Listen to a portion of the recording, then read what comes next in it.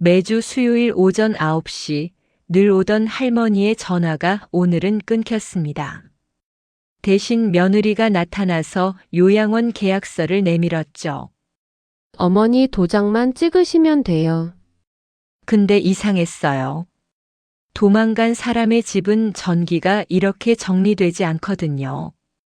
그리고 서류 사이에 끼워진 쪽지 한 장. 도장은 절대 주지 마.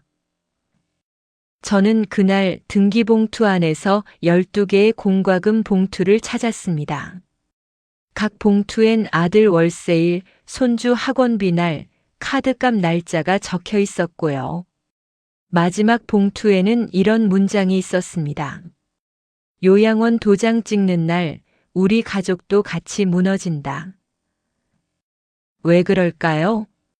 보시기 전에 좋아요와 구독 부탁드립니다. 여러분들의 낭만 인생을 응원합니다. 감사합니다. 법무사 사무실의 커피 향기는 항상 윤태식에게 안정감을 주었지만 오늘 아침만큼은 그 향이 무언가 허전함을 감싸기에 역부족이었다. 그는 손목 시계를 확인했다. 오전 9시 17분. 수요일 아침이면 꼭 시계 바늘이 굴을 정확히 가리킬 때쯤 현관문이 열리며 모습을 보이시던 분이 계셨다. 한정임 할머니. 치마 저고리에 검정색 가죽 서류 가방을 끼고 오셔서는 조용히 앉아 윤 실무님, 서류 하나만 확인해 주시면 안 될까요? 라고 묻는 것이 주어진 예식 같았다. 그 서류들은 대체로 중요하지 않은 것들이었다. 오래된 청구서 사본, 은행에서 우연히 받아온 안내장, 혹은 벌써 해지된 보험증권. 윤태식은 처음엔 단순한 법률 상담으로 여겼다. 하지만 몇 주가 지나자 그는 깨달았다.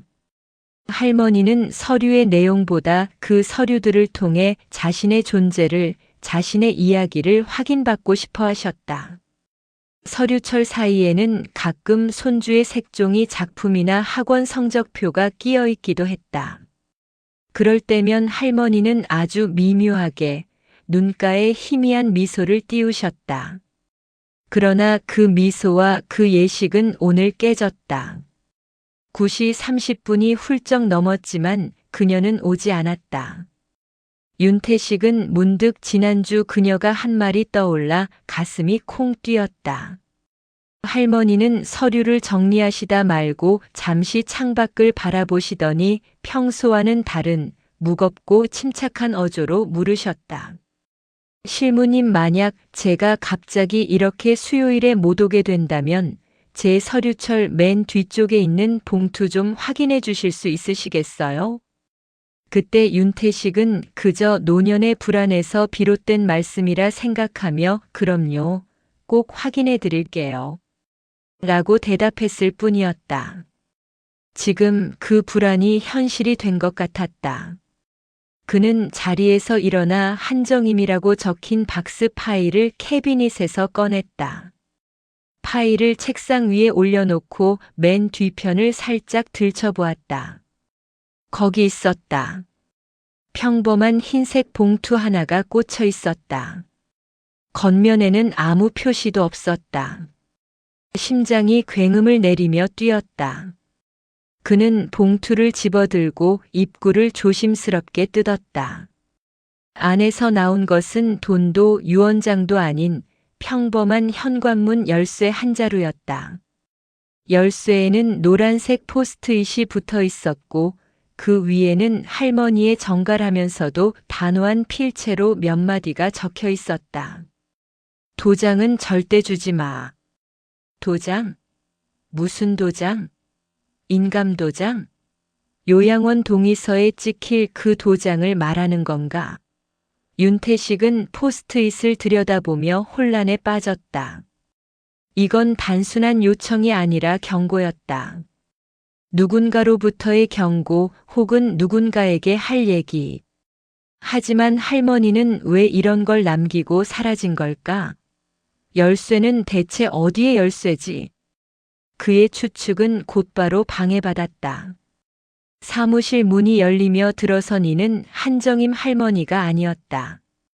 퀼팅 패딩을 걸친 40대 중반의 여성이 서 있었고 그녀의 얼굴에는 피로와 초조함이 교차하고 있었다. 그녀는 자신을 오지연이라고 소개하며 시어머니인 한정임 씨의 요양원 입원 관련 상담을 부탁하겠다고 말했다.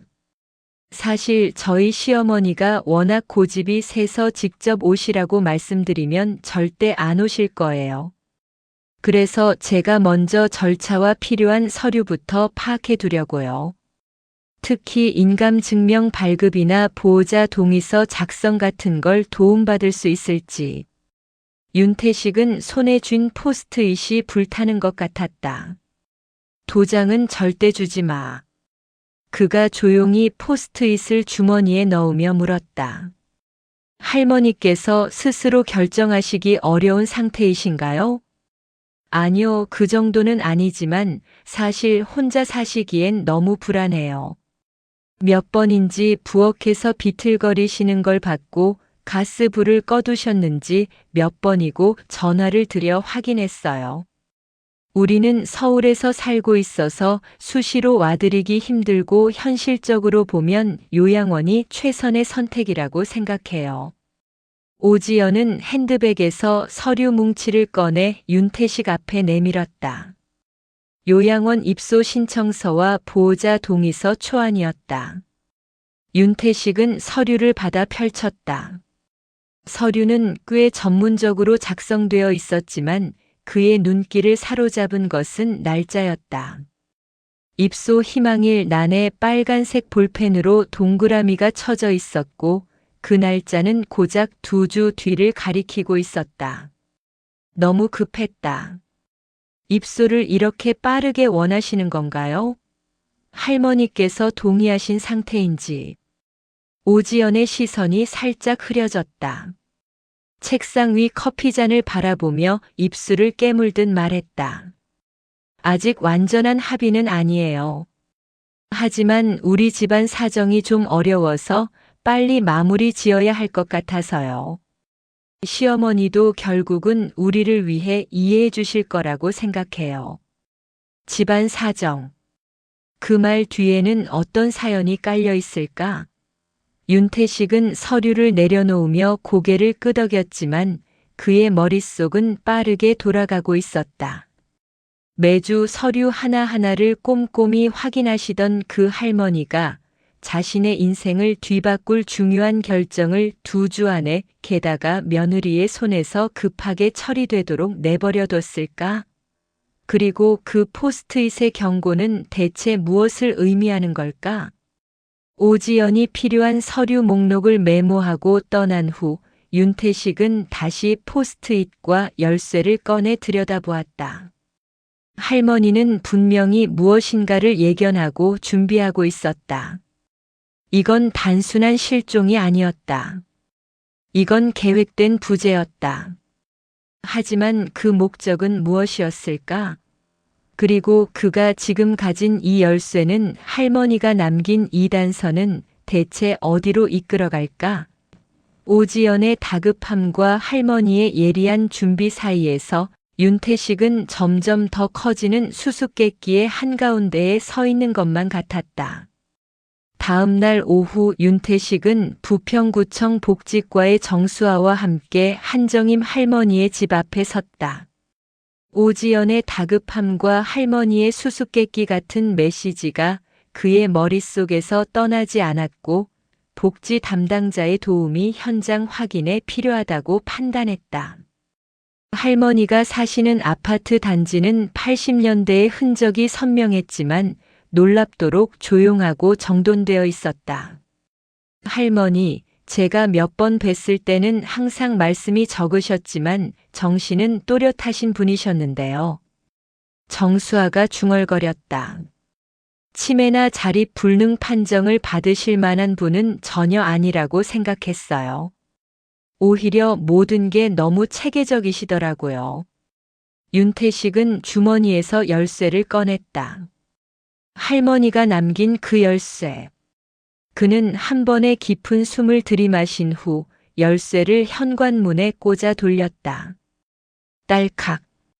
문고리가 움직이는 소리가 공허한 복도에 울렸다.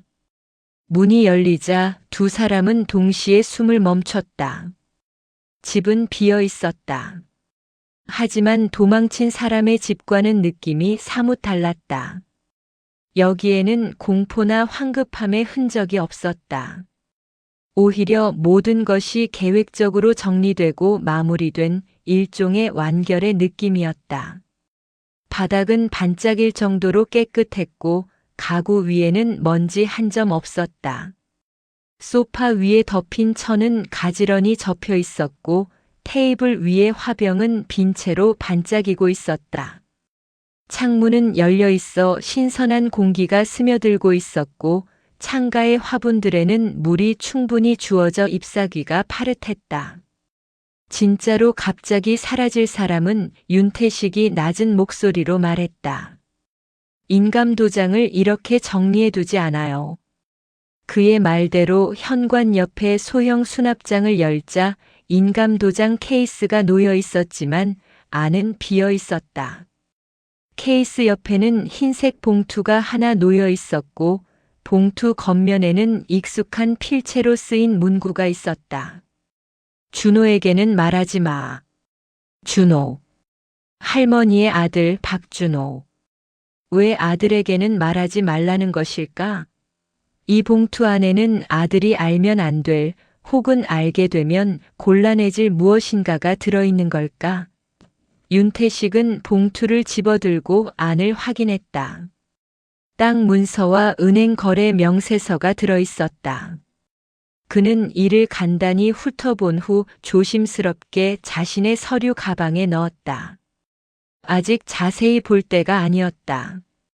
그들이 거실로 들어서자 윤태식의 시선은 냉장고 문에 꽂힌 것들에 매달렸다. 자석으로 고정된 수십 장의 종이들. 초등학생 손주의 학원 시간표, 학교 급식 일정, 체험 학습 안내문 그 옆에는 할머니가 직접 그린 듯한 표가 하나 붙어 있었다. 1월 학원비, 2월 등록금, 교재비, 수학여행비 등의 항목이 나열되어 있고 각 항목 옆에는 날짜와 이체 완료라는 빨간색 도장이 찍혀 있었다. 가장 최근의 날짜는 4일 전이었다. 할머니는 가족의 경제적 일정을 자신의 호흡처럼 꼼꼼히 챙기고 있었다. 윤태식의 가슴이 먹먹해졌다.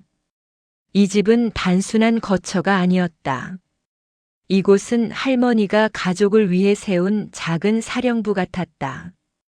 그녀는 이곳에서 보이지 않는 전선을 지키고 있었던 것이다. 정수아가 안방 쪽에서 목소리를 냈다. 윤실무님, 여기 좀 보세요. 윤태식이 안방으로 들어갔다. 작은 책상 위에는 2023년 달력이 펼쳐져 있었다. 그리고 그 달력은 빨간색과 파란색 펜으로 점철되어 있었다. 날짜마다 작은 글씨로 메모가 되어 있었다. 15일 준호 대출 이자일. 확인. 22일 지연 카드값 결제. 미리 전화. 28일 민수 영어학원 등록 마감. 오후 3시 전까지. 그것뿐만이 아니었다. 책상 서랍을 열자 안에는 더 많은 서류들이 정리되어 있었다. 아들 박준호의 택배 물류회사 월급 명세서 사본, 며느리 오지연의 신용카드 청구서 초본, 심지어 손주의 학교 성적표까지. 할머니는 가족의 모든 재정과 생활을 그 누구보다 면밀히 기록하고 관리하고 있었다. 이거 정말 방치되는 노인이 아니에요.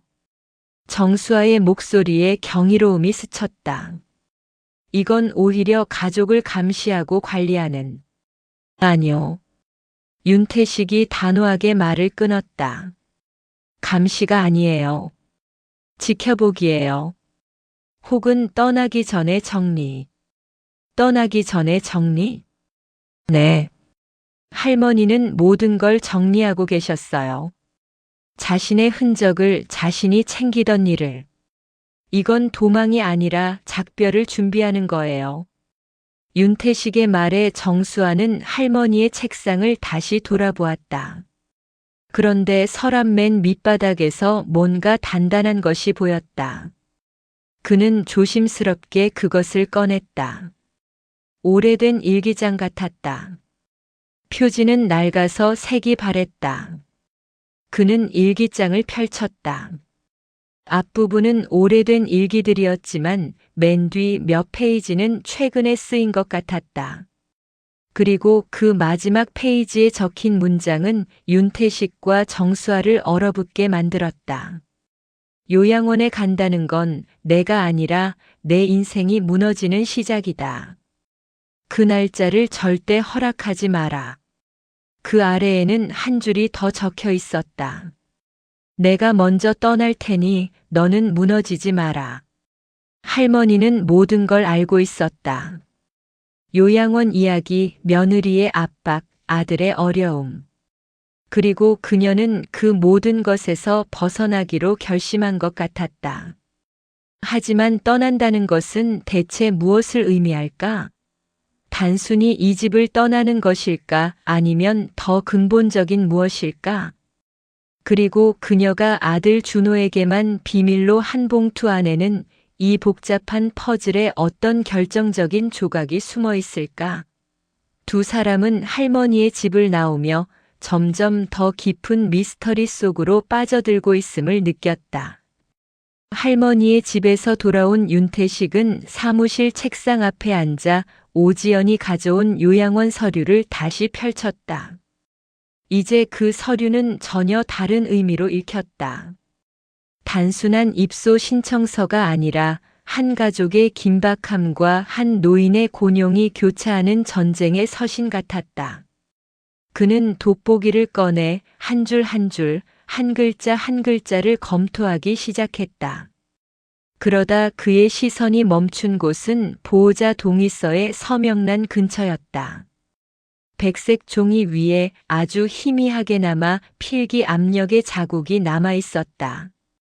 마치 그 위에 다른 종이를 대고 뭔가를 써내려간 흔적처럼. 윤태식은 책상 서랍에서 측광기를 꺼내 그 부분에 비춰보았다. 측광기의 비스듬한 빛 아래에서 겹겹이 쓰인 글씨의 흔적이 선명하게 드러났다. 같은 문장이 반복적으로 쓰여 있었다. 본인은 자발적으로 동의합니다. 그리고 그 필체는 분명히 오지연의 것이었다. 더 충격적인 발견은 그 아래쪽이었다.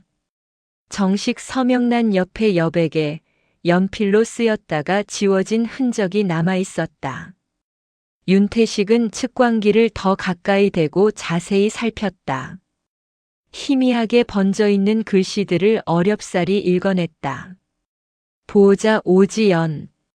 그리고 그 옆에 작게 준호 대리라고 적혀 있었다. 순간 윤태식의 등골이 오싹해졌다. 이 서류는 할머니의 동의를 받기 위한 것이 아니라 할머니의 동의를 대체하기 위한 준비 작업이었던 걸까? 오지연은 아들 박준호를 거치지 않고 자신이 직접 보호자로서 할머니의 입소를 처리하려 했던 것일까? 왜? 아들이 모르게 하려는 이유는 무엇이었을까? 그는 정수아에게 전화를 걸어 이 발견을 알렸다. 정수아의 목소리는 즉각 경계로 가득 찼다. 윤 실무님, 그건 매우 심각한 문제일 수 있어요. 보호자 결정에 관한 법적 절차를 우회하려는 시도로 보입니다. 게다가 할머니께서 정신적으로 명백히 무능력한 상태라는 의학적 판정도 없는 상황에서 이건 매우 위험한 징후예요. 할머니는 오히려 지나치게 정신이 또렷하신 분이었어요. 윤태식이 말을 보탰다. 모든 걸 기록하고 정리하셨다는 걸 우리가 직접 봤잖아요. 그렇다면 더욱 이상한 일이에요. 정수아의 목소리가 낮아졌다. 누군가가 할머니의 의사를 서둘러 묻어버리려는 것 같아요. 왜일까요? 시간이 촉박한 무슨 이유라도 있는 걸까요? 그들의 대화는 갑작스런 방해로 중단되었다. 사무실 문이 힘차게 열리며 한 남성이 들어왔다. 60살쯤 되어 보이는 그는 이만식이라고 자신을 소개하며 표정에 분노와 당당함을 동시에 짊어지고 있었다. 당신이 한정임 씨 일을 보는 법무사 실무자분이지? 그의 목소리는 크고 단호했다. 내가 그 동네 주민인데 나 같은 주민 여러 명이 함께 부평구청에 민원을 제기했어. 독거노인을 명백히 방치하고 있다고. 윤태식은 침착하게 대응하려 했다. 방치라는 근거는 무엇인가요? 근거. 밤낮으로 집에 불이 꺼져 있고 며칠째 신문이 수령함에 그대로 쌓여 있는 걸 내가 직접 봤다니까. 나이 지긋한 노인이 혼자 사시는데 가족들은 눈꼽만큼도 안 와봐. 이거 명백한 방치 아니고 뭐냐? 구청에서 강제로라도 조치를 취해야 한다고 민원을 넣은 거야. 이만식의 주장은 논리적이었다. 하지만 윤태식은 그 속에 숨은 위험을 감지했다. 이런 공적인 압력은 가족들에게, 특히 오지연에게 할머니를 어떻게든 처리해야 한다는 명분을 더욱 확고히 해줄 수 있었다. 독거노인 방치라는 딱지는 사회적 행정적으로 매우 강력한 무기였다. 알겠습니다. 확인해 보겠습니다. 윤태식은 가능한 중립적인 어조로 말했다. 이만식은 불만 가득한 표정으로 사무실을 나갔지만 그의 등 뒤에는 무언가 의문이 남았다. 그가 진정 할머니를 걱정해서였을까 아니면 단지 옆집 노인이 방치되어 불편하고 불안해서였을까? 또는 더 복잡한 동기가 개입되어 있을까? 윤태식은 이제 세 가지 압력이 서로 얽히고 설킨 그림을 보았다. 첫째, 오지연의 다급하고 의문스러운 요양원 입소 추진. 둘째, 할머니의 예리한 예감과 계획적인 정리 및 실종. 셋째, 외부에서 불어오는 방치 논란과 행정적 압력. 이 모든 것의 중심에는 할머니가 남긴 서류 봉투가 있었다. 준호에게는 말하지 마. 윤태식은 마침내 그 봉투를 열기로 결심했다. 봉투 안에서 나온 것은 몇 장의 서류였다. 첫 번째는 작은 규모의 전세권 설정 등기부 등본이었다. 할머니 명의의 작은 땅에 전세권이 설정되어 있었고 전세금은 꽤 큰 금액이었다. 두 번째는 은행 거래 명세서 덤이었다. 윤태식은 명세서를 차례로 훑어보았다. 놀라운 패턴이 눈에 띄었다. 할머니의 계좌에서 정기적으로 큰 금액이 빠져나갔지만 그 돈은 할머니 자신에게 쓰인 흔적은 거의 없었다. 대신 각각의 이체 내역 옆에는 작은 메모가 적혀 있었다. 준호 대출 원금 일부 상환, 지연 카드값 청구액, 민수 학원비 3개월분, 유리학교 수련회비. 그리고 마지막 페이지 가장 최근의 거래 내역을 보자 윤태식의 숨이 막혔다. 2주 전 할머니 계좌에서 한 번에 상당한 금액이 출금되었고 수취인은 오지연이었다. 비고란에는 생활비 및 의료비 지원이라고 적혀 있었다. 그런데 그 날짜는 바로 오지연이 요양원 입소 희망일로 적어둔 날짜보다 딱 일주일 전이었다. 마치 모든 것이 시간표에 맞춰 진행되고 있는 것 같았다.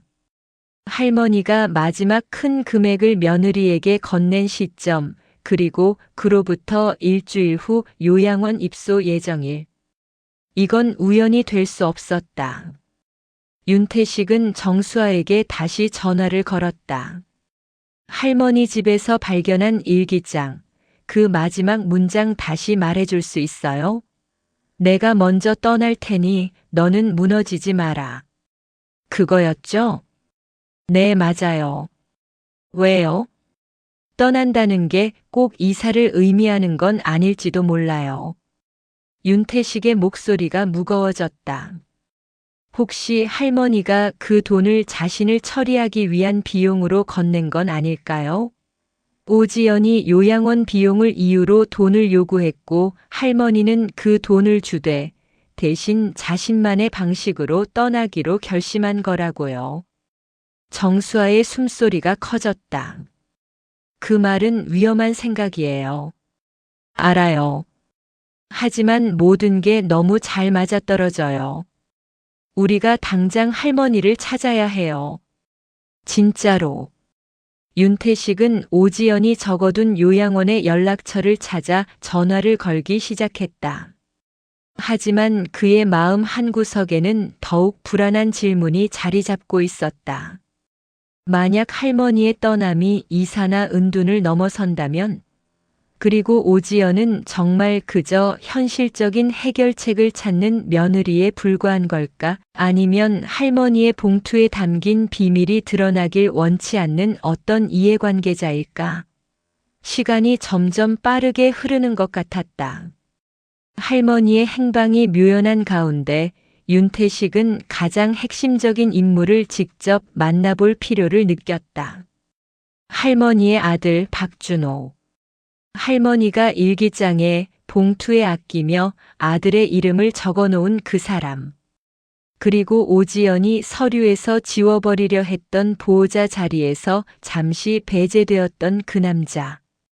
택배 물류센터는 서울 외곽의 넓은 산업단지 한복판에 자리 잡고 있었다.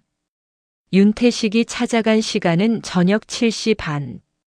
교대조가 바뀌는 시간대였지만 박준호는 여전히 사무실에 앉아 컴퓨터 화면을 응시하고 있었다. 48세의 그는 실제 나이보다 더 피로해 보였고 어깨는 무언가 무거운 짐을 지고 있는 듯 축 처져 있었다. 박준호 씨? 부평에서 온 법무사 실무자 윤태식이라고 합니다. 어머니 한정임 씨에 관한 일로 연락드렸었는데요.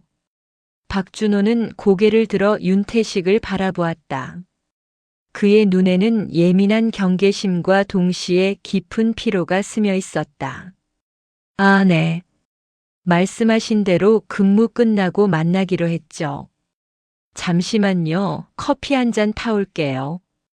그들은 조용한 회의실로 자리를 옮겼다. 박준호는 커피를 내려놓으며 긴 한숨을 내쉬었다. 어머니가 무슨 일 있으신 건가요? 지연이 요양원 서류 좀 알아보러 다닌다고는 하는데 사실 저도 세부 사항은 잘. 할머니께서 실종되셨습니다. 윤태식의 단도직입적인 말에 박준호의 얼굴이 순간 하얗게 질렸다. 실종? 무슨 소리세요? 지연이는 어머니가 평소처럼 집에 계시는데 좀 생각이 다르셔서 요양원 이야기가 불편하시다고만. 제가 직접 할머니 댁에 다녀왔습니다. 집은 정리된 상태지만 할머니는 계시지 않았어요. 그리고 몇 가지 흔적을 발견했는데요. 윤태식은 조심스럽게 이야기를 풀어나갔다. 할머니의 정리된 집, 냉장고에 붙은 손주들의 학비 일정, 그리고 준호에게는 말하지 말라고 쓰인 봉투의 존재까지. 다만 서류의 구체적 내용과 오지연이 서류에 자신의 이름을 적어 넣은 사실은 아직 말하지 않았다. 박준호의 표정이 점점 굳어져 갔다. 그는 두 손으로 얼굴을 가린 채 작은 고개를 저었다. 아이고, 어머니 정말 그럴 분이시야. 무슨 뜻이죠? 어머니는 항상 모든 걸 혼자 감당하시려는 분이셨어요.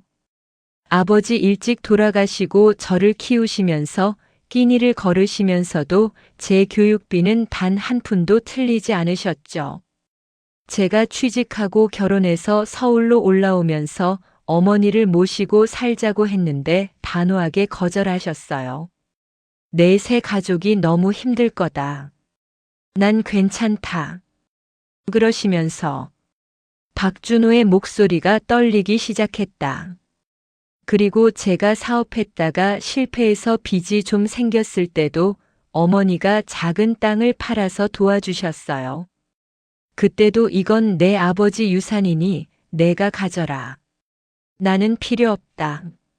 하시면서 사실 그 돈으로 대출 이자를 겨우 막고 아이들 학원비를 내는 게 전부였는데 그는 고개를 숙인 채 이야기를 이어갔다. 자신의 월급은 택배 물류 관리자로서 고정적이지만 서울의 월세와 두 아이의 사교육비 그리고 아직 남아있는 대출의 이자에 매달 거의 전부가 쏠린다는 것. 며느리 오지연은 전직 회계사였지만 둘째를 낳은 후 건강이 안 좋아져 잠시 휴직 중이며 가게를 보조하기 위해 소규모 집 계좌 관리를 하고 있다는 것. 지연이도 많이 힘들어해요.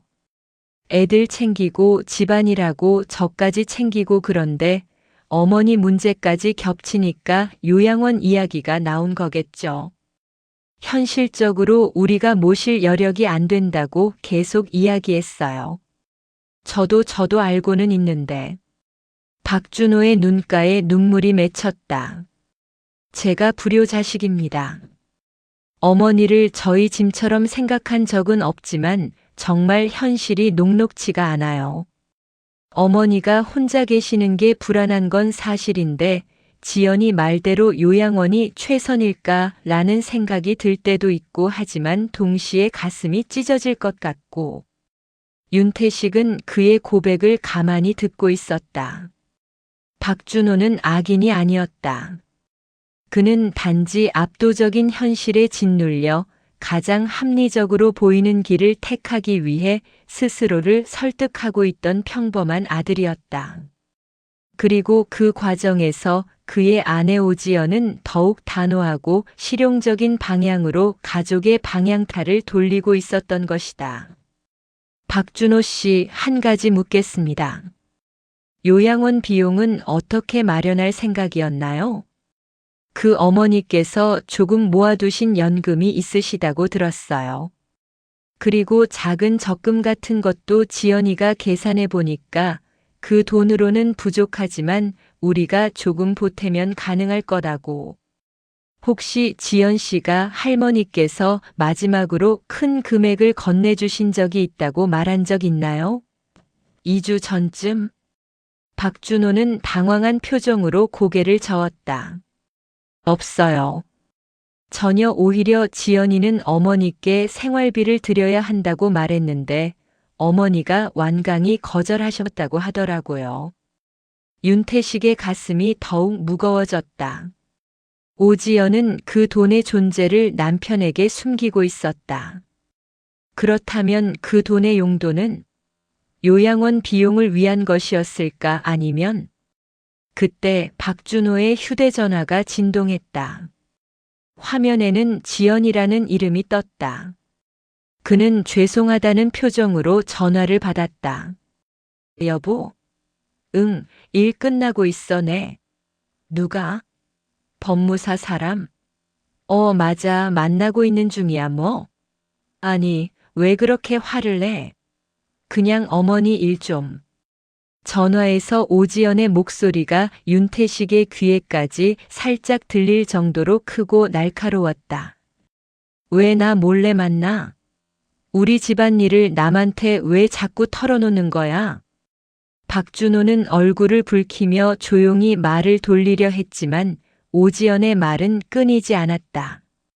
시어머니가 갑자기 어디로 갔는지도 모르고 우리 애들 앞가림도 벅찬데 남한테 조언이나 구하려 드는 거야? 현실을 봐. 통화가 끝난 후 박준호의 얼굴은 창백해져 있었다. 죄송합니다. 지연이가 좀 예민해져 있어요. 아이들 시험 기간이라 스트레스도 많고. 괜찮습니다. 윤태식이 말했다. 하지만 한 가지 분명한 건 할머니의 실종과 요양원 문제는 이제 당신 가족만의 문제가 아니라는 겁니다. 구청에 민원까지 제기된 상태예요. 독거노인 방치라는 명목으로. 박준호의 눈이 동그래졌다. 방치?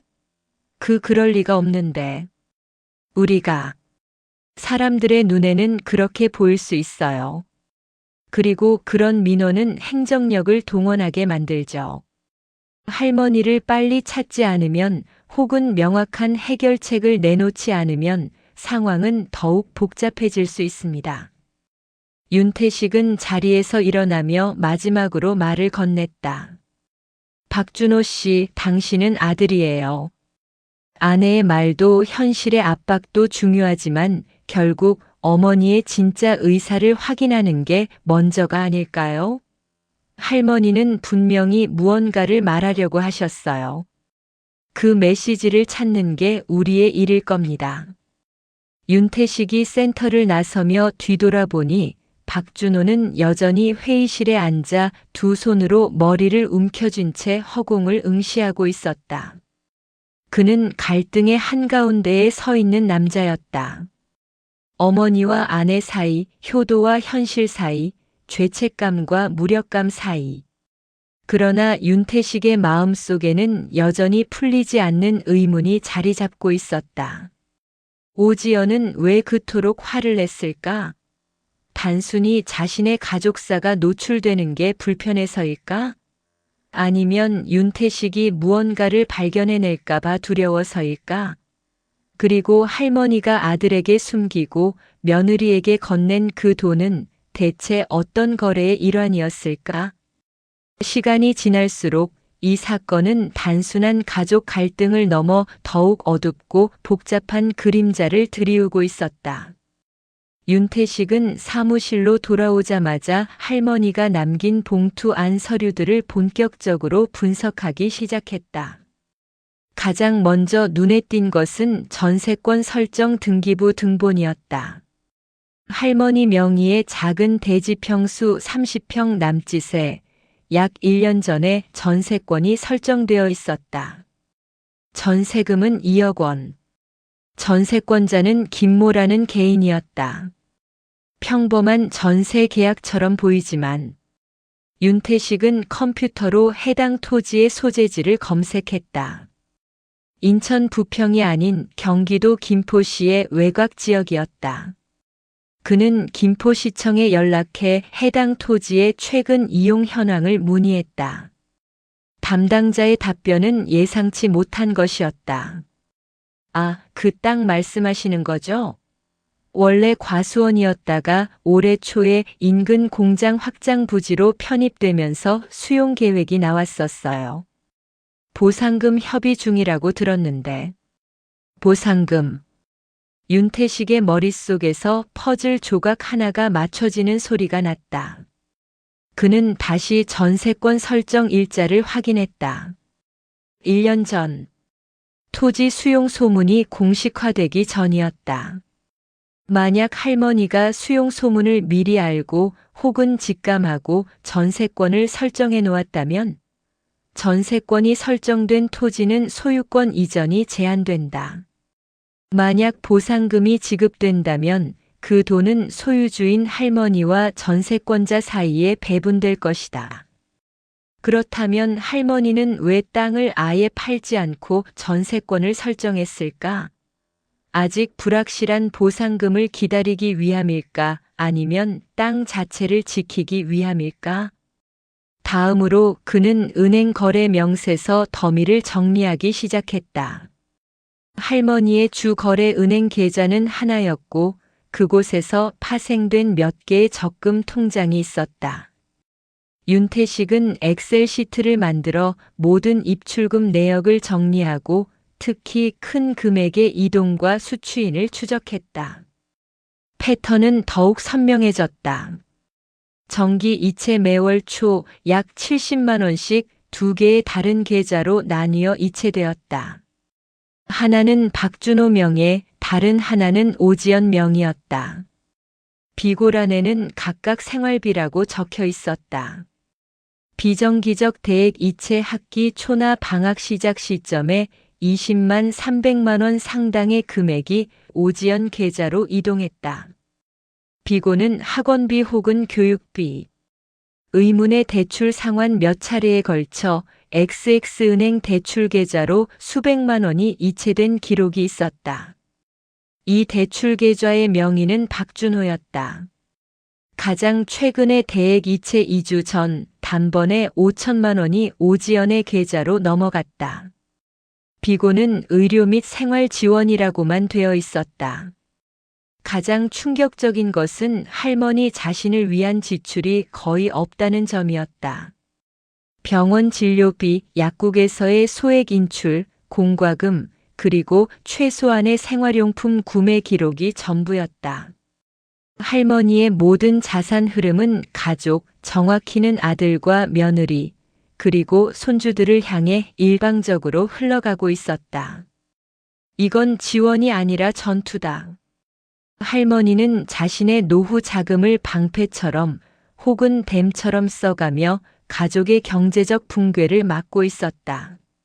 하지만 그 댐도 이제 한계에 도달한 걸까? 마지막 5천만 원이 그녀의 최후의 자본이었을까? 그때 정수아로부터 전화가 왔다. 윤 실무님, 제가 할머니의 사회보장 자료를 좀 더 뒤져봤어요. 한 가지 이상한 점이 있어요. 무엇인가요? 할머니께서는 약 6개월 전부터 기초연금 수급을 스스로 포기하신 거예요. 신청해서 받을 자격은 충분한데 본인이 서면으로 포기 의사를 밝히셨어요. 담당 공무원이 이유를 물어봤더니 다른 분들이 더 필요하실 테니 라고만 하시고 그냥 가셨다고 해요. 기초연금까지 포기하다니? 월 20만 원 남짓한 금액이지만 할머니에게는 의미 있는 생활비가 될 수 있었다. 그마저도 거부하다니. 그리고 또 하나 정수아의 목소리가 낮아졌다. 제가 은밀하게 할머니 댁 인근 약국과 작은 병원에 문의를 해봤는데 할머니께서 고혈압 약을 꾸준히 드시긴 했지만 최근 들어 약을 줄이셨다고 해요. 담당 의사 선생님이 조절이 안 된다며 더 강한 약을 처방하려 했는데 할머니께서 비싸서 아이들한테 미안하다며 거절하셨다는 거예요. 윤태식의 손에 쥔 펜이 멈췄다. 할머니는 자신의 건강마저 가족을 위한 비용으로 계산하고 있었다. 아니, 정확히 말하면 가족에게 주는 부담으로 계산하고 있었다. 모든 것이 연결되고 있었다. 할머니의 정리는 단순한 물건 정리가 아니었다. 그녀는 자신의 존재 자체를 자신이 가족에게 미치는 경제적 정서적 영향을 하나하나 정리하고 있었던 것이다. 땅의 전세권 설정은 아마도 미래의 보상금을 가족에게 남겨주기 위한 장치였을 것이고 모든 저축의 유출은 그들이 무너지지 않도록 버티기 위한 발버둥이었을 것이다. 하지만 그 모든 희생의 끝에 그녀가 선택한 길은 사라지는 것이었다. 며느리의 요양원 압박에서 벗어나기 위한 그리고 아들의 가정이 자신 때문에 완전히 무너지는 것을 막기 위한 최후의 선택. 그러나 아직도 빠진 핵심 조각이 있었다. 할머니는 지금 어디에 있는가? 그리고 그녀가 오지연에게 건넨 마지막 5천만 원은 단순한 생활비가 아니라 무언가 다른 대가와 연결되어 있지는 않은가? 윤태식은 서류를 내려놓고 창밖을 바라보았다. 할머니는 분명히 살아있을 것이다. 하지만 그녀가 자신을 위해 준비한 마지막 장소는 어디일까? 그리고 그곳에서 그녀는 어떤 결심을 하고 있을까? 시간이 점점 더 촉박해지는 것 같았다. 깊은 밤 사무실의 등은 윤태식만을 비추고 있었다. 그는 할머니의 서류를 정리하다가 처음에는 간과했던 봉투에 이상한 점을 발견했다. 준호에게는 말하지 말라고 쓰인 그 흰색 봉투. 봉투 자체는 평범한 A사 사이즈였지만 두께가 고르지 않았다. 윤태식은 봉투를 세심하게 살펴보았다. 봉투의 바닥 부분을 만져보니 안쪽에 또 다른 봉투가 삐져나온 것 같은 느낌이었다.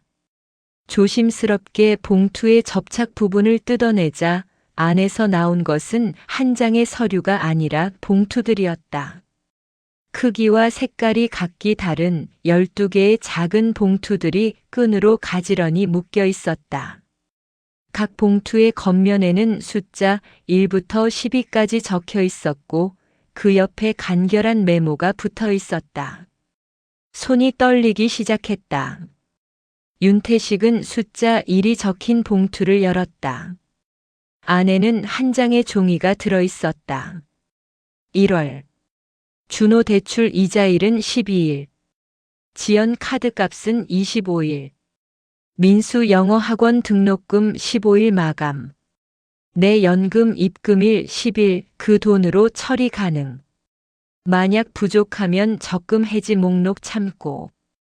뒷면에는 은행 적금 계좌번호 몇 개와 해지 시 예상 금액이 적혀 있었다. 숫자 2봉투. 2월. 설 선물 비용은 적금 2번 통장에서. 손주들 옷값 필요할 수 있음. 유리 졸업사진 촬영비 22일. 준호 월급일 25일 이후에 확인 필요. 그 전까지 부족하면 내 작은 통장 잔액 사용. 하나하나의 봉투는 한 달의 가족 재정 운영 매뉴얼이었다. 할머니는 1년치를 미리 계획하고 각 월별로 필요한 지출과 자금 조달 방법을 상세히 기록해 두었던 것이다. 봉투 6에는 여름방학 특별활동비에 관한 내용이, 봉투 9에는 추석 명절 비용과 학기 초 등록금에 대한 대비책이 적혀 있었다. 윤태식의 눈이 뜨여졌다. 이것은 단순한 가계부가 아니었다. 이는 한 노인이 자신이 더 이상 옆에 없을 상황을 대비해 가족이 무너지지 않도록 작성한 생존 지침서였다. 각 메모의 말투는 침착했지만 그 이면에는 깊은 애정과 절박함이 스며 있었다. 마지막 봉투는 숫자 10이었다. 두께가 다른 봉투보다 두꺼웠다. 윤태식은 심장이 멎을 듯한 조바심으로 봉투를 열었다. 안에는 2장의 종이가 들어 있었다. 첫 번째 종이. 12월. 이번 달이 가장 중요하다. 연말 정산, 보너스 사용 계획을 미리 세워야 한다. 준호의 보너스는 대출 원금 상환에 전부 써야 한다. 지연의 카드 청구액이 늘어날 수 있으니 주의하라.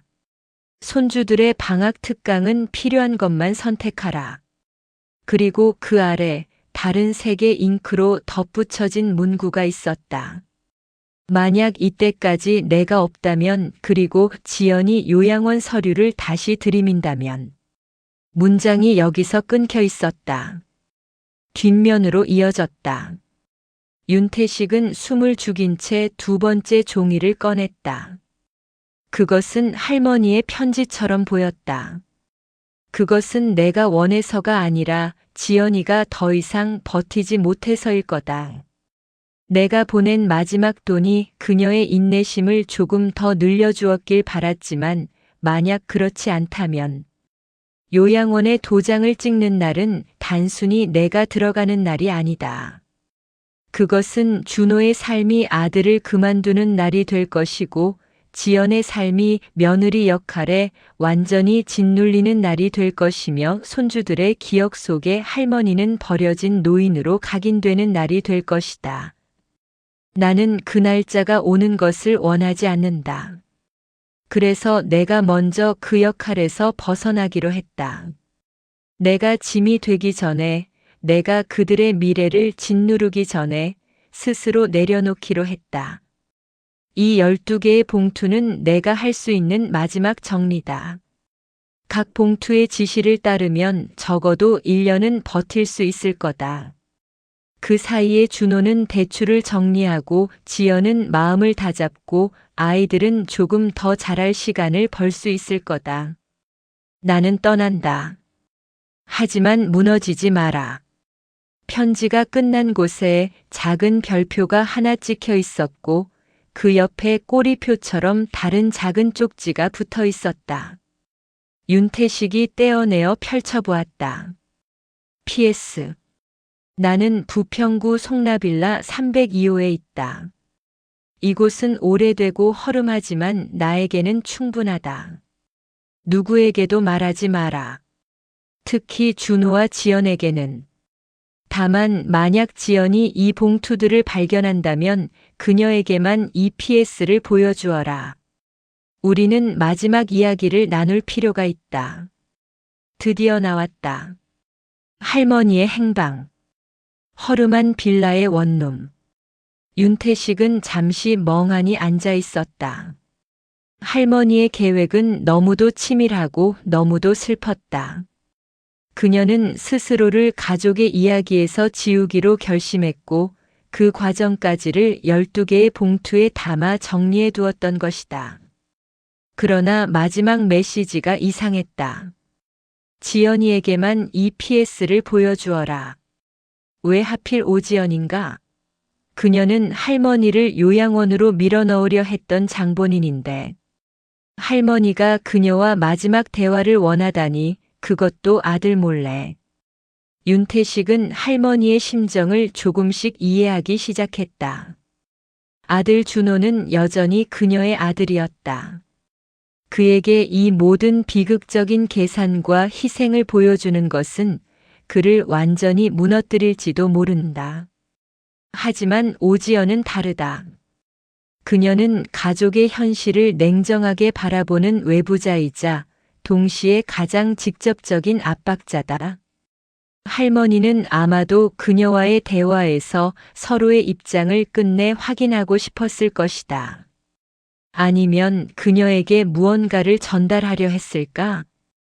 윤태식은 주소를 확인했다. 송라빌라는 부평구의 오래된 단독주택들이 밀집한 구역에 있었다. 할머니는 정말로 그곳에서 조용히 자신의 마지막 시간을 보내고 있을까?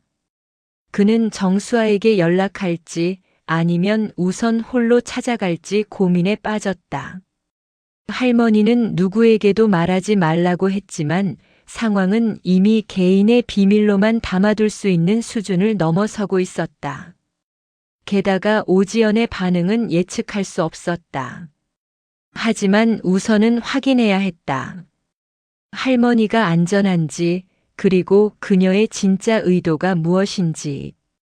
윤태식은 결심을 하고 자리에서 일어났다.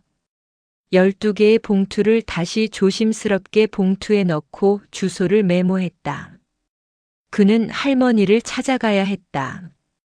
그녀의 계획이 단순한 은둔을 넘어 더욱 비극적인 결말을 향해 가고 있지는 않은지 확인하기 위해서. 밖은 캄캄한 밤이었지만 그 빌라의 작은 방에는 분명히 한 노인의 고독한 결심이 빛나고 있을 것이다. 그리고 그 결심의 끝에서 가족은 어떤 모습으로 다시 마주하게 될까? 송라빌라 302호. 윤태식은 건물 앞에서 잠시 망설였다. 3층 낡은 빌라 외벽의 벽토가 떨어져 나간 자국이 곳곳에 보였다. 누구에게도 말하지 말라는 할머니의 당부가 무겁게 느껴졌지만 정수아를 동반하는 것이 더 안전할 것 같았다. 그는 정수아에게 연락해 할머니의 행방을 알렸지만 구체적인 대화 내용은 공유하기 전 함께 가자고 제안했다. 정수아는 즉시 응했다. 그들이 3층에 도착했을 때 302호 앞 복도는 조용했지만 문 아래 틈새로는 은은한 빛이 새어나오고 있었다. 누군가 안에 있었다. 윤태식은 심호흡을 하고 초인종을 눌렀다. 잠시 후 문이 조금만 열리며 할머니의 얼굴이 모습을 드러냈다. 한정임 할머니는 집에서 보던 모습과는 사뭇 달랐다. 평소의 단정한 치마 저고리 대신 낡지만 깨끗한 트레이닝복을 입고 계셨다. 얼굴에는 피로의 흔적이 선명했지만 눈빛은 여전히 맑고 단호했다. 그녀는 윤태식과 뒤에 서 있는 정수아를 번갈아 보며 놀라기보다는 드디어 왔구나라는 표정을 지었다. 들어오시게. 목소리도 평소보다 낮고 무거웠다. 방은 윤태식의 상상보다 더 간소했다. 원룸 하나에 화장실이 딸린 구조였다. 가구는 싱글 사이즈의 오래된 침대 하나, 접이식 작은 테이블 하나, 의자 2개가 전부였다. 벽장 문은 반쯤 열려 있었는데 안에는 소량의 옷과 라면 박스 하나, 생수가 보였다. 창문가에는 화분 대신 빈 마늘망에 물을 받아둔 파가 조금 자라고 있었다. 모든 것이 최소한의 생존을 위한 것이었고 그조차도 철저히 정리정돈되어 있었다. 여기 어떻게 지내고 계신 건가요? 정수아가 먼저 물었다. 그의 목소리에는 걱정과 충격이 섞여 있었다. 잘 지내고 있네. 할머니는 의자를 내오며 담담하게 말했다. 조용하고 생각 정리하기에 좋네. 불편할 것도 없고. 윤태식은 방 안을 둘러보며 가슴이 먹먹해졌다. 이곳은 사는 공간이 아니라 기다리는 공간이었다. 그녀가 무엇을 기다리고 있는지는 명확했다. 스스로 정한 시간이 흘러 가족이 자신 없이도 버틸 수 있을 때까지. 혹은 더 이상의 것을. 할머니, 저희가 댁에서 서류를 발견했어요. 12개의 봉투. 윤태식이 조심스럽게 말을 꺼냈다. 할머니의 눈빛이 미세하게 흔들렸다. 그녀는 고개를 끄덕이며 테이블 반대편 의자에 앉았다. 그래, 발견했구먼. 내가 일부러 남긴 거야. 법무사 사무실 봉투 안에 넣어둔 열쇠. 그것도 내가 준비한 길잡이였지. 왜 이러셨어요? 정수아의 목소리가 떨렸다. 그 돈으로 좀 더 나은 곳에서 사시지, 왜 이런. 더 나은 곳? 할머니가 잠시 멈춰 정수아를 바라보았다. 그녀의 시선은 슬프지만 단호했다. 더 나은 곳에서 사는 건 돈이 더 든다네. 그 돈이면 민수가 영어 학원을 6개월 더 다닐 수 있고 준호가 대출 이자를 한 달 더 면할 수 있네. 이 방 월세는 20만 원이야. 내 연금으로 충분하지만. 그녀는 창밖을 바라보며 말을 이었다. 나는 늙었네. 늙은 사람에게 필요한 건 적을수록 좋아. 공간도 음식도 욕심도. 하지만 젊은 사람들은 다르지. 세상이 그들에게 요구하는 게 너무 많아. 그걸 다 채워주려면 난 내 몫을 줄여야 했어. 하지만 이건 너무 가혹해요. 윤태식이 말했다. 가족들이 알면 얼마나 마음을 아파할지. 알게 해서 뭐 하겠나? 할머니의 목소리가 갑자기 높아졌다. 하지만 곧 다시 낮아졌다. 준호는 알면 무너질 거야. 그 아이는 마음이 여려. 모든 걸 자신의 탓으로 돌리지. 지연이는 글쎄, 그 애는 이미 나를 짐으로 보고 있어. 내가 이렇게까지 하는 걸 알면 오히려 더 부담스러워 할 거야. 아니면 더 무시할지도 모르지. 할머니는 이제 윤태식을 직접적으로 바라보았다. 그래서 내가 당신을 선택했네, 윤실무님. 당신은 서류를 보는 사람이야. 사람의 마음보다는 사실과 흐름을 보는 사람이지. 당신이라면 내가 남긴 서류들을 보고 내가 무슨 생각을 했는지 이해할 수 있을 거라고 생각했어. 그녀는 천천히 일어나 침대 밑을 뒤져 작은 상자를 꺼냈다. 그 안에는 몇 통의 편지 봉투가 들어 있었다. 그녀는 그중 하나를 집어 윤태식에게 건넸다. 이건 지연이에게 줄 거야. 하지만 지금 당장 주지는 마. 내가 말할 때가 있을 거야. 윤태식은 봉투를 받아들었다. 겉면에는 아무것도 적혀 있지 않았다. 할머니, 이게 대체. 그 애와 나눠야 할 마지막 이야기가 있네. 할머니의 눈빛이 복잡해졌다. 우리 사이엔 오해가 많아. 아니, 오해라기보다는 서로 다른 전선에 서 있는 것 같아. 그 애는 가족을 지키려고 하고 나도 가족을 지키려고 해. 하지만 우리가 지키는 방법이 너무 다르지. 그 애는 나를 치워야 가족이 지켜진다고 생각하고 나는 내가 스스로 치워야 가족이 지켜진다고 생각했어. 그녀는 잠시 말을 멈췄다. 이제 그 차이를 좁힐 시간이 왔어. 아니, 좁히지는 못할지라도 서로가 어떤 마음이었는지는 알아야 하지 않겠나? 그것만으로도 앞으로 그 애가 준호와 아이들을 대할 때 조금은 달라질 수도 있을 테니까. 윤태식은 봉투를 가방에 넣으며 깊은 고민에 빠졌다. 할머니는 모든 것을 계획하고 있었다. 자신의 퇴장, 가족을 위한 재정적 안전장치, 그리고 며느리와의 최종적 대화까지.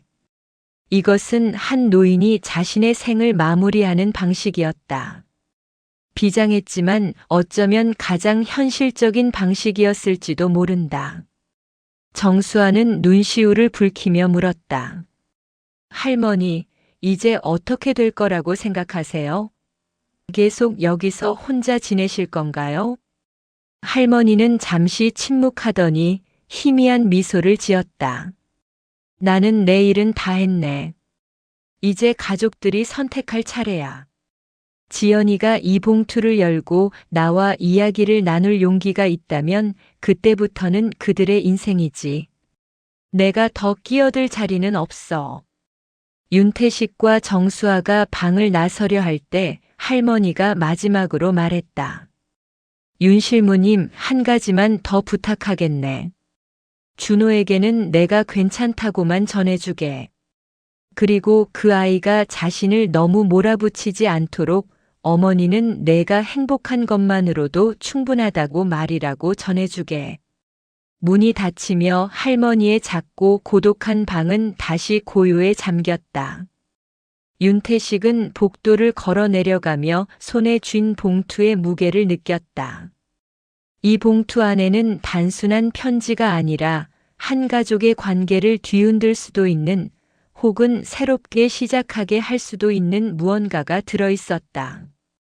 그리고 그 열쇠를 쥔 사람은 이제 그 자신이었다. 언제, 어떻게 이 봉투를 오지연에게 건네야 할지. 그 결정이 또 다른 폭풍의 시작이 될지 아니면 고요한 해결의 시작이 될지 그는 아직 알 수 없었다. 할머니가 기다리고 있는 그때는 과연 언제 올까? 할머니의 방을 찾은 지 사흘째 되는 날, 윤태식은 오지연에게 연락을 취했다. 그는 직접적인 언급은 피하면서도 할머니의 행방에 관한 결정적인 단서를 얻었으며 할머니가 그녀에게 전할 말이 있다고 전했다. 오지연의 반응은 복잡했다. 처음에는 시어머니께서 저를 원망하시는 말씀을 남기신 거겠죠 라며 회의적이었지만 윤태식이 원망이 아니라 이해를 바라는 이야기 같다고 말하자 긴 침묵 끝에 만나기로 했다. 만남의 장소는 할머니가 있는 빌라의 방이었다. 윤태식이 할머니에게 오지연이 올 것이라고 미리 알렸을 때 할머니는 별다른 반응을 보이지 않았다. 오면 오는 거지. 라는 말만 남겼을 뿐이었다. 하지만 윤태식은 그날 아침 방을 찾았을 때 할머니가 평소보다 조금 더 단정하게 머리를 정리하신 것을 보았다.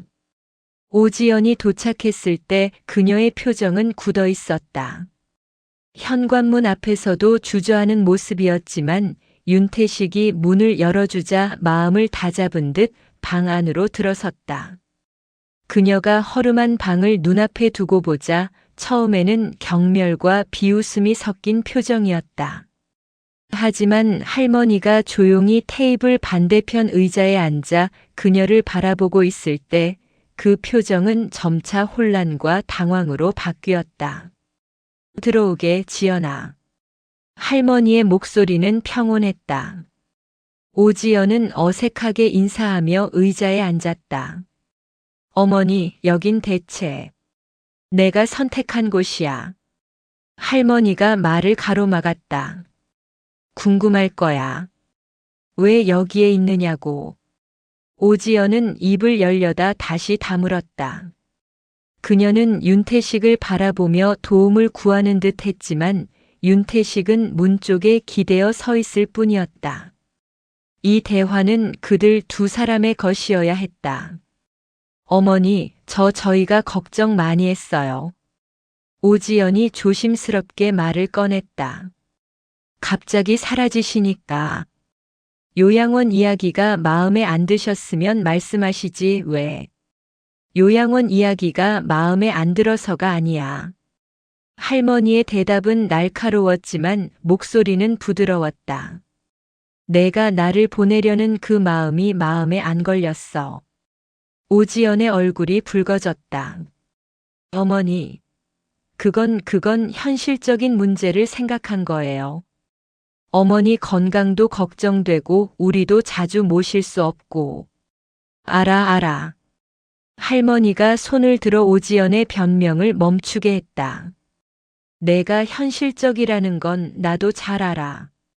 내가 카드값을 감당하기 힘들어하는 것도, 준호가 대출 이자에 허덕이는 것도, 아이들 학원비 때문에 밤잠 설치는 것도 나는 다 알고 있었어. 오지연의 눈이 동그래졌다. 어머니가 어떻게. 냉장고에 붙인 시간표, 책상 달력의 메모. 내가 다 보았어.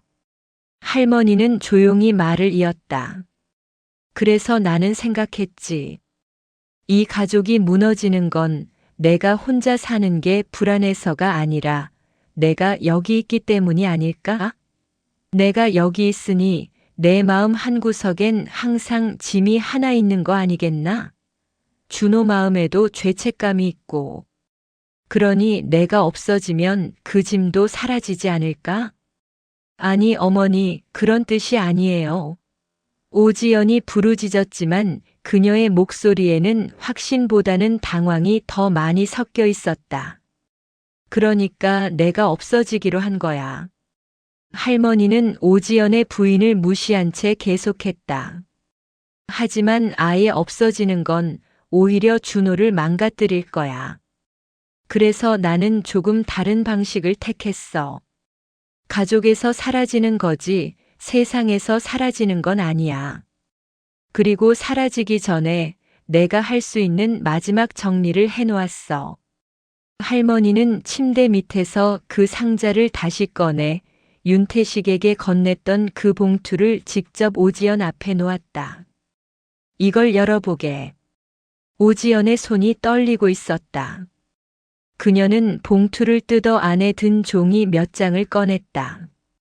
그것은 편지였지만 편지라기보다는 정리 문서에 가까웠다. 첫 페이지에는 가계부가, 두 번째 페이지에는 할머니의 자산 목록과 처분 계획이, 마지막 페이지에는 짧은 메시지가 적혀 있었다. 오지연은 가계부를 보자마자 얼굴이 새하얗게 질렸다. 그 위에는 그녀의 카드 사용 내역, 대출 잔액, 심지어 그녀가 준호에게 숨기고 있던 소액의 개인 신용대출까지 정확히 기록되어 있었다. 어머니, 이건 내가 다 봤다니까. 할머니의 목소리에 슬픔이 스쳤다. 내가 힘들다는 걸, 내가 얼마나 버티려고 발버둥 쳤는지도. 그래서 내가 마지막으로 내게 돈을 보냈어. 그 5천만 원. 그게 내 부담을 조금 덜어줄 줄 알았어. 그런데 내가 그 돈을 받고도 요양원 이야기를 더 서둘렀지.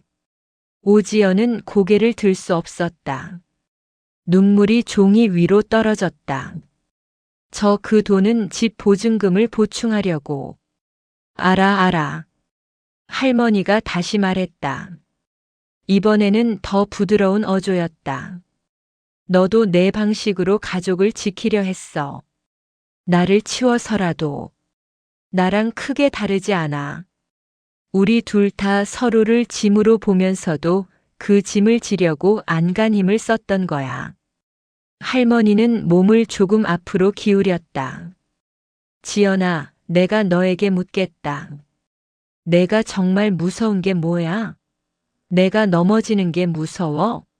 아니면 내가 이 집에 남아서 내 가족이 완전히 무너지는 게 무서워? 오지연은 오랜 시간 말이 없었다. 그녀의 어깨가 들썩였다. 마침내 그녀는 숨이 막힌 듯한 목소리로 대답했다. 저는 애들이 밀리기 싫어요.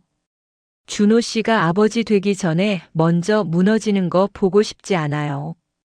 그런데 어머니가 계시면 계실수록 준호 씨는 어머니 걱정에, 저는 현실 걱정에 우리가 서로를 지탱할 힘이 점점 없어지는 것 같았어요. 그래.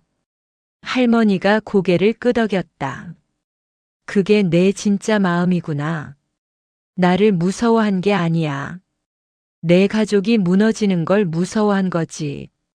할머니는 일어나 창가로 걸어갔다.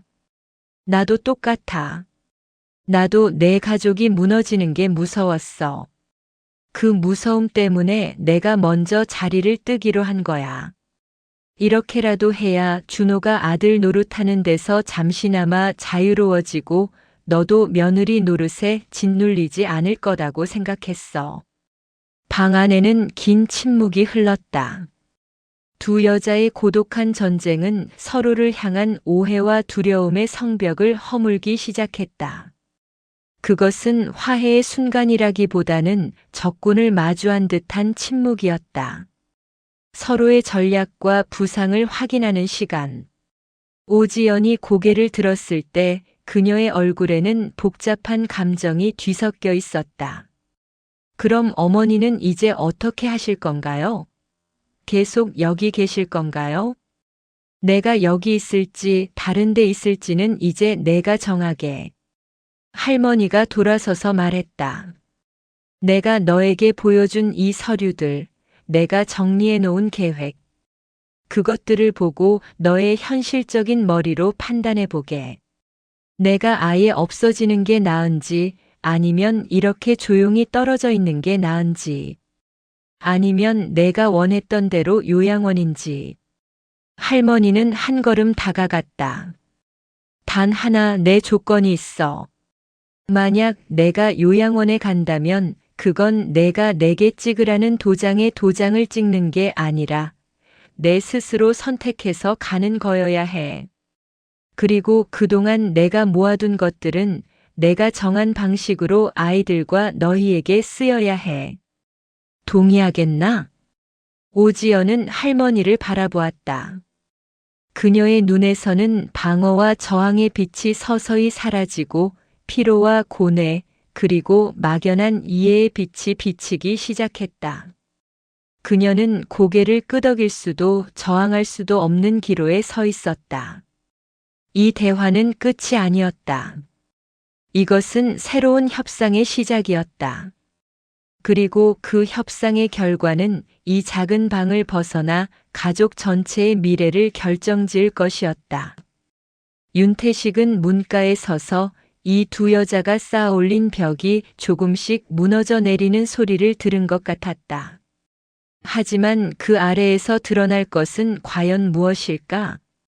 할머니와 오지연의 대화 이후 일주일이 흘렀다. 그 사이 오지연은 윤태식의 사무실을 찾아와 할머니의 서류들, 특히 12개의 봉투와 자산 정리 문서를 천천히 검토해 달라고 부탁했다. 그녀의 태도는 확연히 달라져 있었다.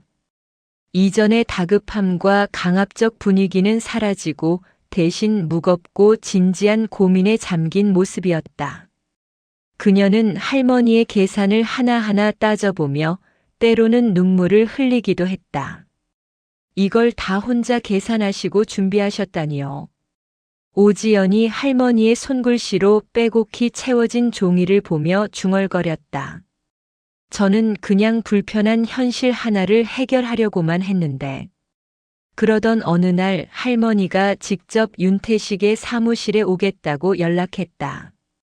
그리고 아들 박준호와 며느리 오지연도 함께 오라고 했다. 약속 시간은 수요일 오전 9시. 마치 할머니가 그랬던 것처럼 그날 아침 사무실에는 묘한 긴장감이 흘렀다. 할머니는 평소의 검정색 가죽 서류 가방 대신 더 커다란 보따리 같은 가방을 들고 오셨다. 박준호와 오지연은 나란히 앉았지만 서로의 시선은 마주치지 않았다. 준호는 전날 밤 윤태식으로부터 어머니의 상황을 어느 정도 전해 들은 상태였지만 직접 마주하니 눈가가 붉어져 있었다. 할머니는 아무 말 없이 가방에서 두껍고 정제된 서류 뭉치를 꺼내 테이블 한가운데에 놓았다. 그 표지에는 가족 신탁 계약서 초안이라고 인쇄되어 있었다. 이거 박준호가 숨이 막힌 듯 말을 더듬었다. 내가 준비한 마지막 서류야. 할머니는 침착하게 말했다. 도장 찍으라고 들이민 서류가 아니라 우리가 함께 생각해 봐야 할 서류지. 할머니는 신탁 계약서의 핵심 내용을 설명하기 시작했다. 그녀는 자신이 가진 모든 자산작은 땅의 미래 보상금, 남은 적금, 소액의 연금 등을 하나의 신탁 재산으로 묶고 이를 전문적인 신탁사가 아닌 가족 내에서 가족 신탁 형태로 운영하자는 것이었다. 수익은 손주 민수와 유리로 그들의 교육비와 기초 생활에 필요한 비용에만 사용되도록 했다. 그러나 계약서에는 몇 가지 특별한 조항이 있었다.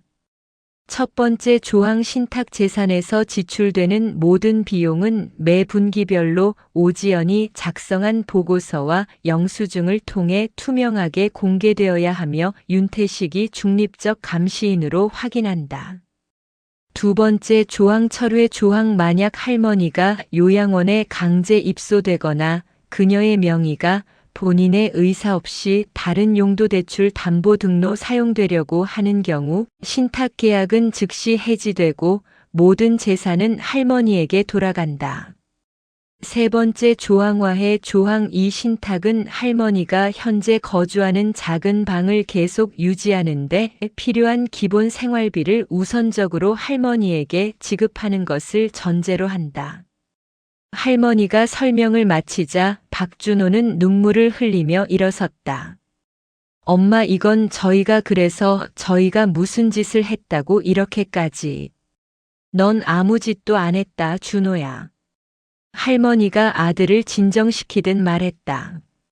넌 그냥 아들이고 싶었을 뿐이지. 남편이 되고 아빠가 되고 싶었을 뿐이야. 그게 죄가 아니야.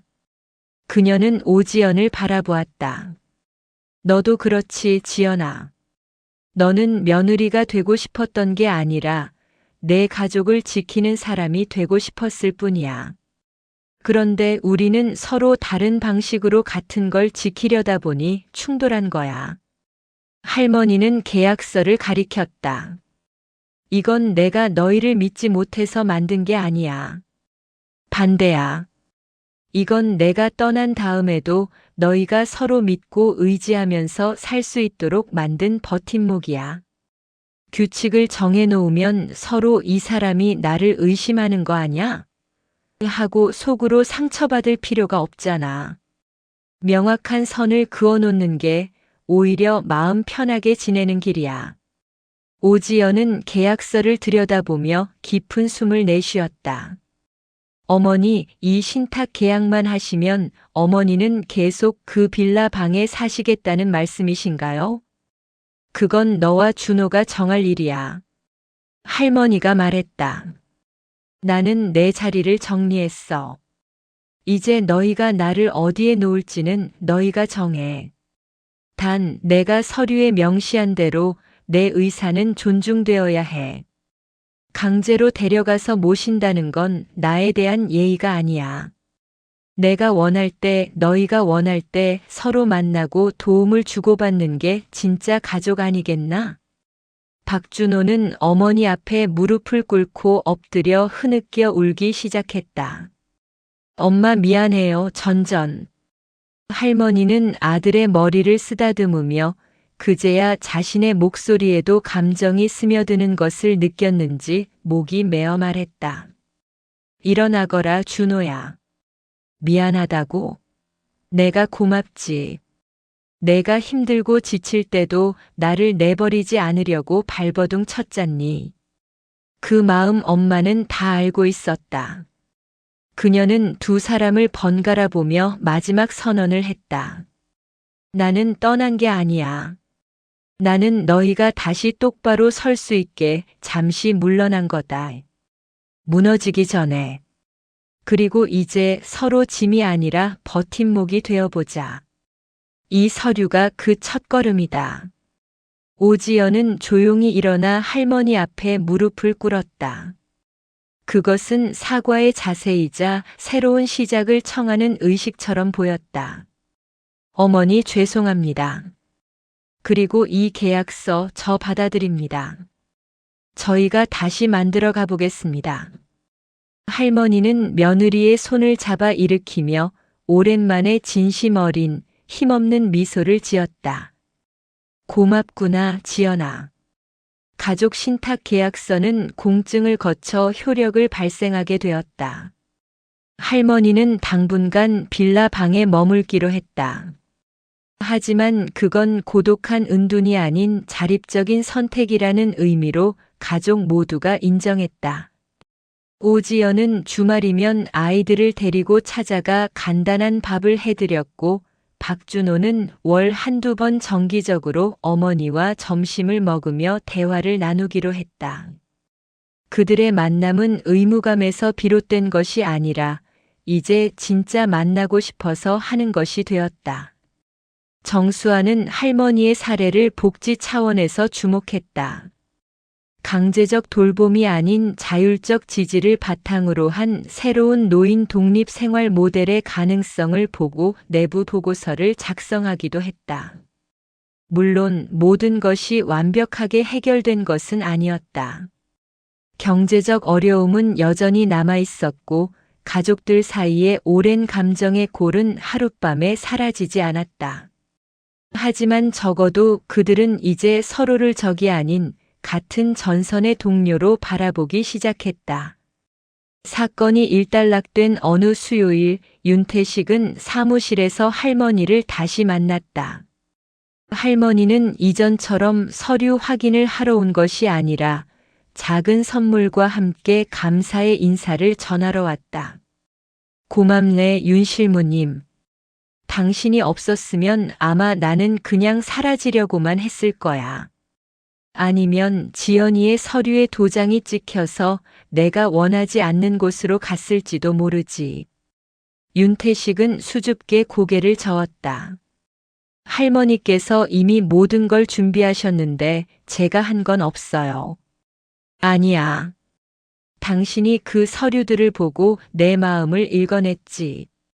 법무사 실무자로서 서류의 이상함을 발견한 게 아니라 사람으로서 사람의 고뇌를 발견했어. 그게 가장 중요한 거였어. 할머니가 떠난 후 윤태식은 창밖을 바라보며 오랜 시간 생각에 잠겼다. 그의 책상 위에는 수많은 인감증명서, 위임장, 등기 필증이 쌓여 있었다. 각각의 서류 뒤에는 한 가족의 역사, 갈등, 사랑, 절망이 숨어 있었다. 그는 단지 법적 절차를 돕는 실무자일 뿐이라고 항상 생각해왔다. 하지만 이번 사건을 통해 그는 깨달았다. 그의 일은 단순히 도장을 찍는 것을 도우는 것이 아니라 그 도장이 어떤 마음과 어떤 상황에서 찍히는지를 이해하고 때로는 그 찍히기 직전의 비극을 막는 일이기도 하다는 것을. 그는 컴퓨터를 켜고 이번 사건의 기록을 간략히 정리하기 시작했다. 개인정보는 모두 암호화했지만 교훈과 느낌은 진솔하게 적어내려갔다. 부모의 사랑은 때로 곁에 머무는 것이 아니라 물러날 줄 아는 용기이다. 가족이란 서로의 짐을 지는 것이 아니라 서로가 짐이 되지 않도록 배려하는 것이다. 진짜 성숙은 책임을 지는 것이 아니라 그 책임이 상대방을 짓누르지 않도록 분배하는 지혜이다. 마지막으로 그는 리포트의 끝에 한 문장을 적었다. 도장은 계약서에 찍히는 것이 아니라 서로의 마음에 찍히는 것이다. 이 사건 이후 윤태식은 서류를 대하는 태도가 미묘하게 바뀌었다. 이제 그는 서류의 형식적 정합성만 보지 않고 그 서류가 만들어지게 된 관계와 정서의 흐름을 읽으려 노력했다. 때로는 고객이 빠른 절차를 원할 때 정말 서둘러야 하는 일인가요? 한 번 더 생각해 보시는 게 좋지 않을까요? 라고 조심스럽게 묻기도 했다. 한편 할머니의 가족은 여전히 삶의 전쟁터 안에 있었다. 하지만 그들은 이제 함께 싸우는 동지가 되었다. 오지연은 할머니의 재정 관리 방식을 참고해 가계부를 더 투명하게 공유하기 시작했고, 박준호는 무리한 오버타임 대신 가족과의 시간을 조금 더 확보하려 노력했다. 할머니는 빌라 방에서 조용히 지내지만 손주들의 학업 성적표나 가족 사진이 종종 배달되었다. 그녀는 그 사진들을 작은 액자에 넣어 창가에 걸어두었다. 어느 봄날 윤태식은 부평 거리를 걷다가 우연히 네 가족을 마주쳤다.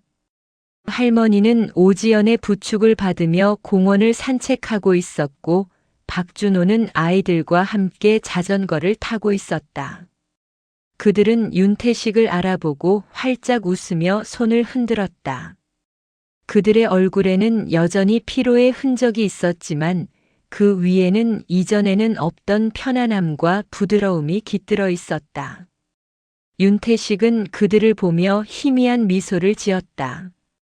그가 도왔다는 그 서류는 결국 단지 하나의 도구에 불과했다. 진짜 일은 그들이 스스로 해낸 것이었다. 상처를 인정하고 오해를 해치고 서로 다른 전선에서 같은 목표를 향해 걸어오는 길을 찾은 것. 그는 사무실로 돌아가는 길에 유리창에 비친 자신의 모습을 보았다. 그는 더 이상 서류만 보는 실무자가 아니었다. 그는 이제 서류 뒤에 있는 사람을 보는 연결자가 되어가고 있었다. 그리고 그 무수한 서류들 사이에서 그는 앞으로도 수많은 마음의 도장이 찍히고 지워지는 이야기들을 마주하게 될 것이다. 하지만 이제 그는 알고 있었다. 그 도장의 무게가 어떤 것인지를. 할머니의 정리는 한 가족의 위기를 넘어서는 데 성공했다. 하지만 세상에는 아직도 정리되지 못한 수많은 가족의 이야기들이 있다. 윤태식은 앞으로 어떤 이야기들과 마주하게 될까? 그리고 우리는 우리 자신의 삶에서 정리해야 할 것은 무엇이며 지켜야 할 것은 무엇인가? 도장을 찍기 전에 우리는 정말 그 무게를 느껴보았는가?